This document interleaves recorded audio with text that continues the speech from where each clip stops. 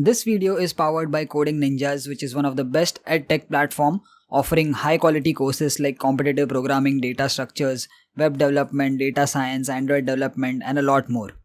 So they are coming up with their Coding Ninja Scholarship of the Year test on 19th and 20th of December, and this test is open for all students and even working professionals. And with this test, you can not only get 100% scholarship on one of their Coding Ninjas courses of your choice, but also other exciting benefits which we will talk about later in this video. Yo, what's going on guys, Tanmay here for Simple Snippets. Welcome back to another video tutorial on data structures and algorithms, and let's continue with our graph implementation topic.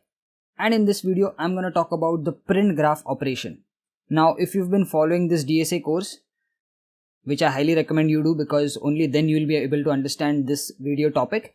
In the last few videos, what we've been doing is we've started with the implementation of graph data structure, which means we are writing C++ code to implement the graph data structure. So we are covering the practical aspect. We've already covered the theory and we've already talked about the graph data structure, how it is a non-linear data structure and so on and so forth. So if you've missed any of that, you can check out this entire DSA playlist. All the videos are in proper sequence. And if you already watched that, if you've watched so far, in the previous two videos, we were doing a print graph operation and I told you that we'll talk about this printing of graph later on. But previously what we did is we did the add vertex operation and we also did the add edge operation, right? So we've added a vertex, we've added an edge, and we are designing and coding our program in such a way that gives the user the functionality and the ability to add, update, delete a particular vertex, to add, update, delete a particular edge between multiple vertices. So you can see on the screen right now, I'm assuming that we have added 3 vertices. So this is vertex 1, this is vertex 2, this is vertex 3. So I'm just giving you a quick recap of our design and of the coding strategy that we're going to use. These yellow lines are basically the links or the edges between the multiple vertices. And in the memory, this is how our graph G object is going to look like. We're using the concept of objects and classes, that is the object oriented programming. We're using C++ programming language. Okay, so all this I've already talked about, so I'm just giving you an overview. On the left hand side you can see the two different functions, the print graph function, which is the main function, and inside that we also have the print edge list function. So these are the two which are essentially going to use or are going to be used to print the entire graph that we've added, right? So when you create a graph, you will add some number of vertices, you will add some edges between those vertices, and then when you want to see it on the command prompt, because it's a C++ program which we will run on the command prompt, you will call this print graph function. In fact, let me just quickly show it to you again. So let's jump to the C++ coding side. We've already written the code, but in this video we're gonna go step by step to understand how the printing actually happens, right? So quickly let me give you the working demo first and then we will come back over here. So as you can see, this is our graph code that we've written so far. If you followed the first few videos of the graph implementation, you should have this code. In fact, I've shared the entire code as well on our official website, so you can check that out as well. So this is the print edge list, and inside the graph class is where we will have the print graph operation, right? So if I go to execute, compile and run this program, it would definitely work because it was working in the previous tutorial where we did the add edge operation, right? So it takes a few seconds to compile. There you go, our program is running fine. Let me quickly add 3 vertices. So addition of vertices, option number 1. We have created a menu driven program, right? So I'll say state ID from Maharashtra. It can be a full name as well, or it can be any other country or whatever you are planning or designing your entire graph to hold, correct? So you can see new vertex added. Let me add the other vertices also.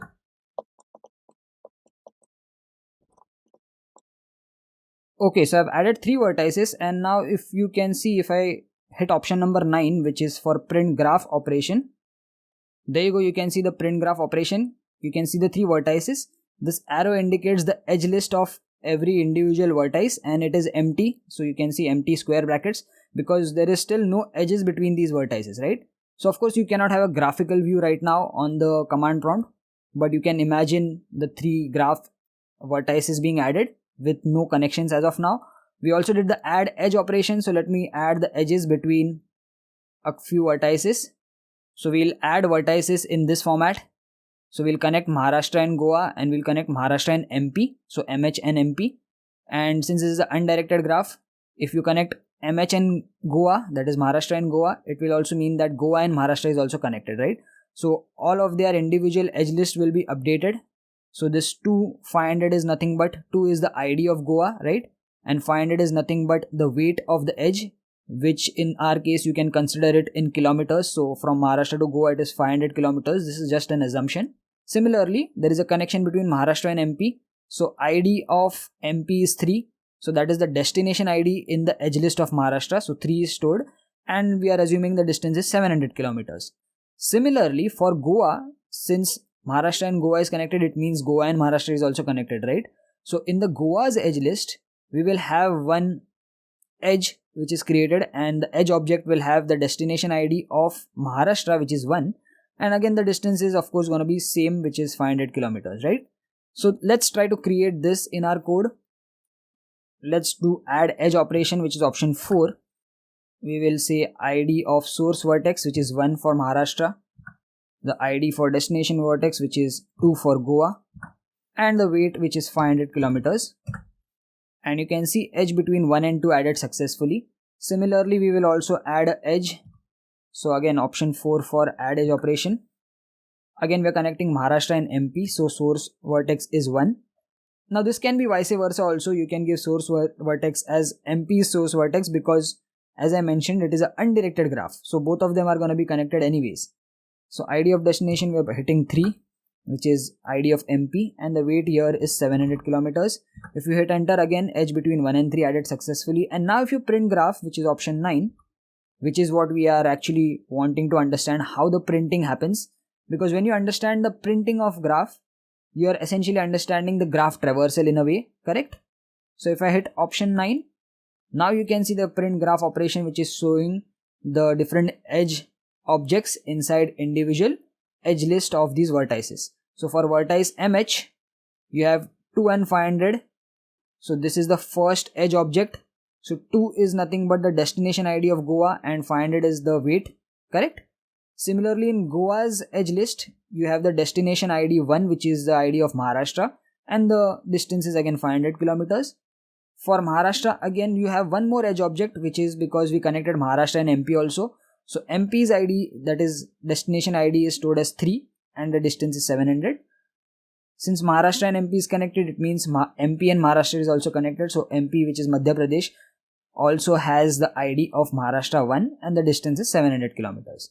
So I hope you've understood that this is a working code that we've been using directly in the last 2 videos, and in this video now we're going to understand how this traversal and accessing of the graph and the printing happens. Okay, so that's what we want to understand. So let's move on to the Blackboard now. Let me talk about our today's video sponsor, Coding Ninjas. They are coming up with their Coding Ninja Scholarship of the Year test. And speaking about this test, it is open for all students from all years as well as working professionals. So with this test, you can win chance to get 100% scholarship on one of their course of your choice. And all students who enroll for courses after taking this test will also get a Christmas gift hamper, exclusive paperback book which is named Ace Your Coding Interview, which is curated and created by Coding Ninjas team themselves, and it's worth around 1500, which will be delivered to their doorstep completely free. You'll also get a winter training certificate, and the best part is that this test only has like 30 general aptitude questions, so no tough competitive coding questions, which means all of you can enroll for this test.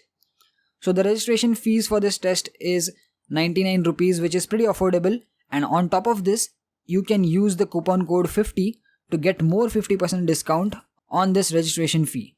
So I highly recommend all of you guys to enroll for this test as it is open for everyone.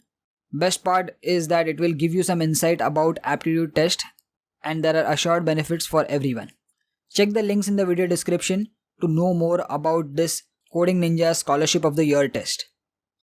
Okay, so now that you've understood the basic scenario of what we are trying to achieve by using this print graph operation, how does it go step by step is what we want to understand, because only then we will understand what happens in the code individually behind the scene at every step.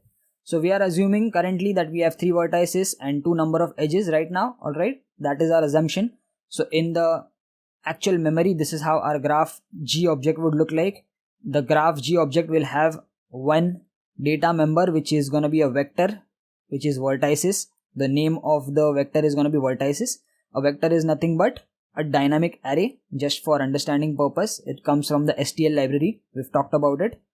So at index position 0 of vertices, we will have the very first vertex. So this first vertex object has some data. Okay, it has 3 data members, and let me just quickly give you an overview about these classes that we've created before we start with the dry running of these functions.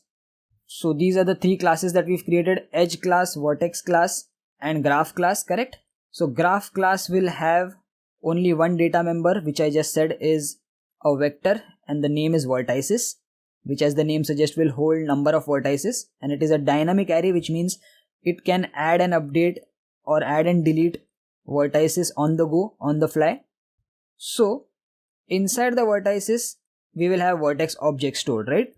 So each entry at index position 0, 1, 2 is nothing but a vertex object. So what is this vertex object?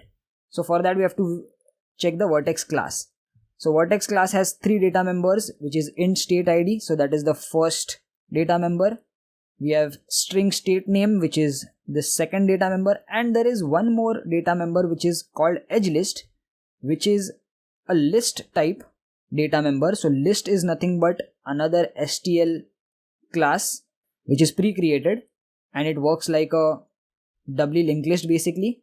It's just that we don't have to write the code for the doubly linked list. It has all the inbuilt functions of doubly linked list, which works similar to doubly linked list basically. But the type of this list is edge, which means we have one more user defined class. So what is this edge? Edge is nothing but this edge class. Again, we have written this ourselves, and it has 2 data members, which is int destination vertex id. So that is the first entry, the destination vertex id, and then we have int weight, which is the distance of the edge. Okay, so each yellow box indicates one edge object, and we have a list of these edge objects, correct? So this green box is nothing but the edge list, which will store multiple edge objects, and each object will be basically one edge. Okay, so that's how the structure is, and we have assumed that this is the pre-created structure right now, and now we want to print this graph. So I hope you've got a quick recap about our entire structure and what we intend to do. Now let's start off with the dry running of the print graph code. So when you call the print graph, the first thing that we do is we go through a loop. The loop starts with for I equals to 0 to vertices.size. Now this print graph is going to be a member function inside the graph class itself, so it can access the vertices data member, right? So member functions can access data members of the same class. So vertices is nothing but a vector object. So when you say vertices.size, currently the size of vertices is nothing but 3, because it is holding 3 vertexes, that is 1, 2 and 3, right? So we will go from 0 to 3. Okay, we want to iterate through every vertex, and we want to print out every vertex and its edge list. That is what this print graph is doing, right? That is what we just saw. So this is what it is doing, correct? You want to print graph, you want to access every individual vertex and its edge list. Okay, so inside the for loop, what we do, we create a temporary vertex object. So we say temp, and then at this step we say temp equals to vertices at I.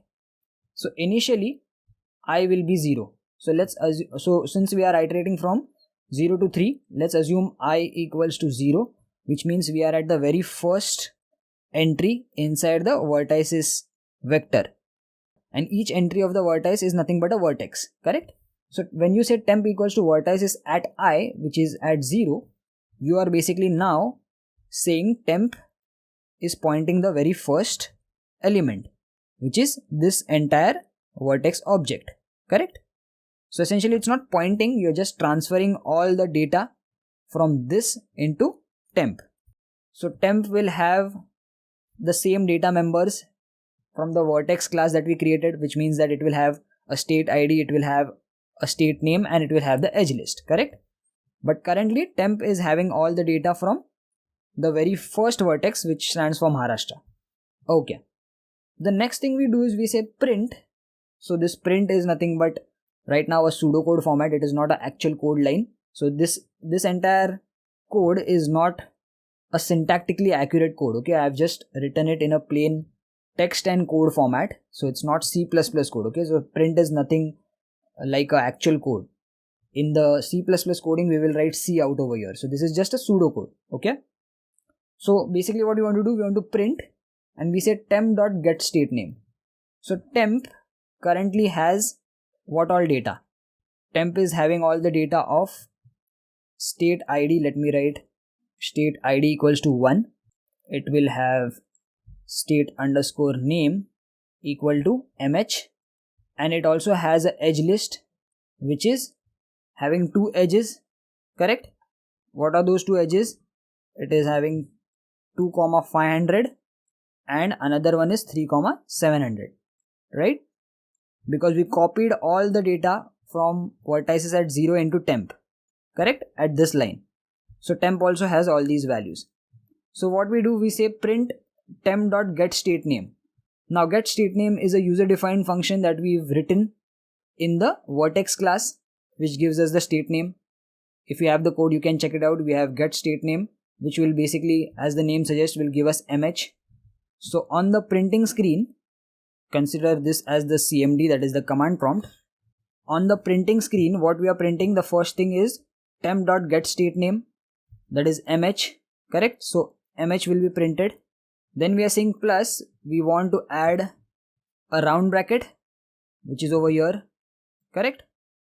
Next thing we want is temp.getStateID. State ID is 1 currently, so we'll add a 1. Then we'll add a closing bracket, which is over here, and then we will add an arrow. Okay. So this is the first part that we've printed on the command prompt. And now the next thing that we do is we say temp.printEdgeList. So this is again one more user defined function, and this printEdgeList is a function which is inside the vertex class. Because remember, let me actually quickly show you the vertex class. Inside the vertex class, that is this class vertex, is where we have the edge list. So when you want to print the edge list of a particular vertex object, you'll have to write that function inside this class itself. So we have a print edge list function, or member function you can say, which will print the edge list of a particular vertex object. Okay, so it has to be inside the vertex class and not the graph class. So basically this print edge list function will now be called, and inside that the first line is to print a square bracket. So this is just for aesthetic purposes, so we'll print a square bracket. Then we will create one more loop. Now what is this loop about?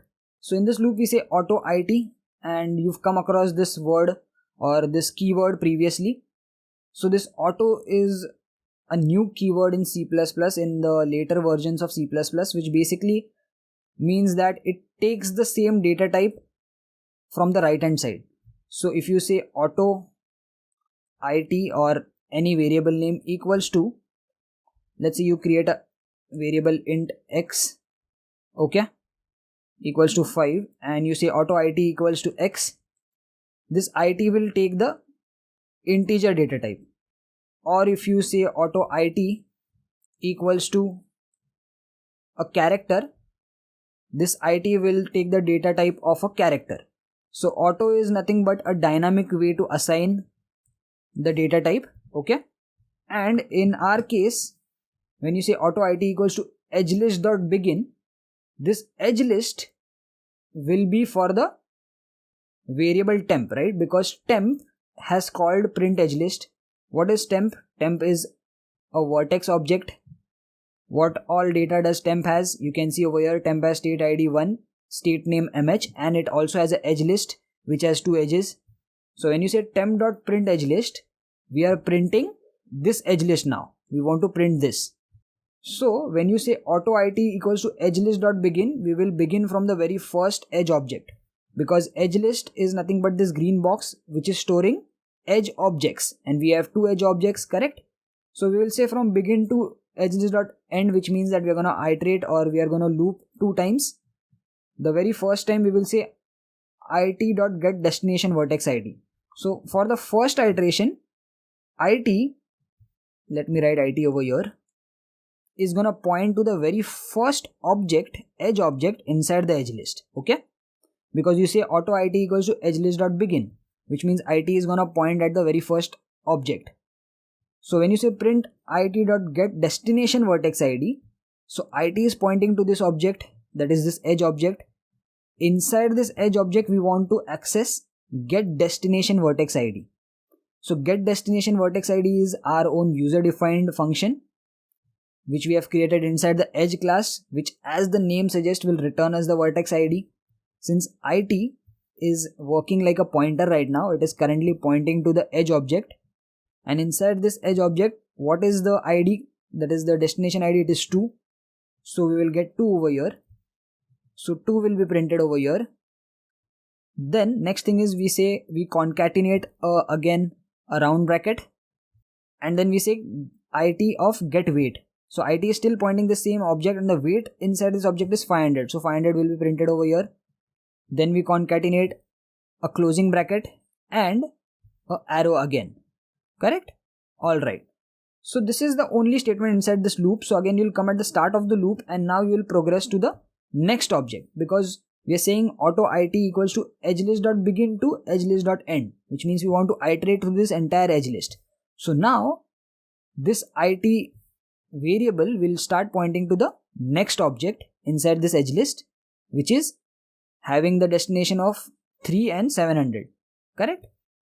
So again the same thing will be printed. You will say print it dot get destination id. So get destination vertex id this time will give us 3. So 3 will be printed. Then we concatenate a opening bracket. We say it dot get weight, and this time we will get 700. Correct? And then we will do a closing bracket and one more arrow.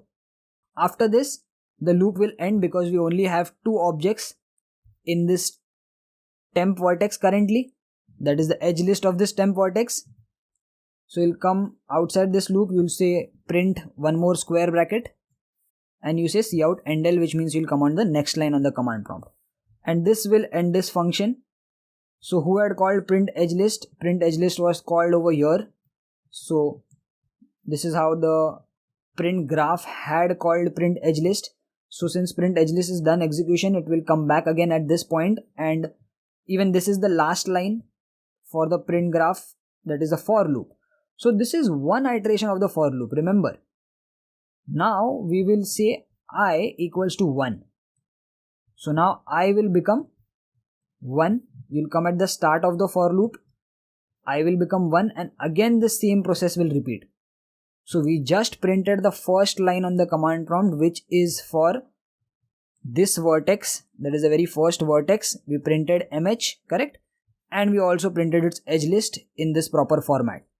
Similarly, we will run this print graph for loop 2 more times and print out this vertex and this vertex, because now when I becomes 1, what will happen is inside the for loop again we create vertex temp. So temp will be recreated again, and this time when you say temp equals to vertices at I has become 1. So at vertices of I we have the Goa vertex object, correct? So this time temp will now start pointing to the second vertex, or temp will basically store the data or values from the second vertex.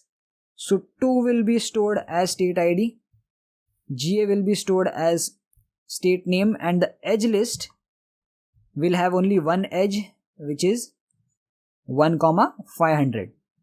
Then you will move again, you will say print temp dot get state name. Temp is currently GA, so I'm gonna print GA on the second command prompt line.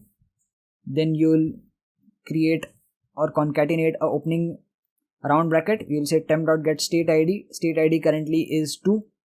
You will print 2, closing round bracket and the arrow, and then you will call temp.print edge list again. So again print edge list will be called, and this time you will print the edge list of this second vertex, which is the Goa object, correct?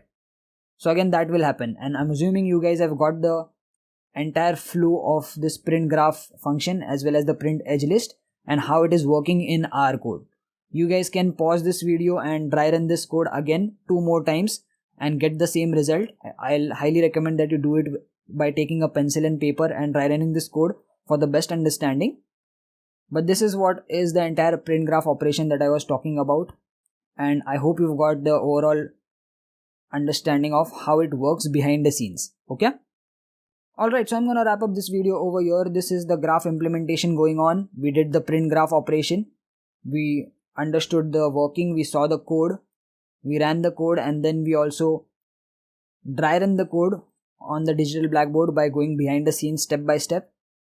If you've liked this video, if you're liking this entire DSA course so far and understanding each concept in depth, please give this video a thumbs up. Let me know in the comments your thoughts about this entire DSA course, about this graph implementation. How do you like our implementation? Because we're doing everything from scratch and we want a menu driven program which gives the flexibility to the user to add, delete, update vertices as well as edges, right? You can check out the entire code for the graph implementation by going on the link in the video description on our official website. I've shared that in the video description as well. Do check that out. And I'm gonna wrap up this video over here. Thanks for watching, guys. See you in the next one. Peace.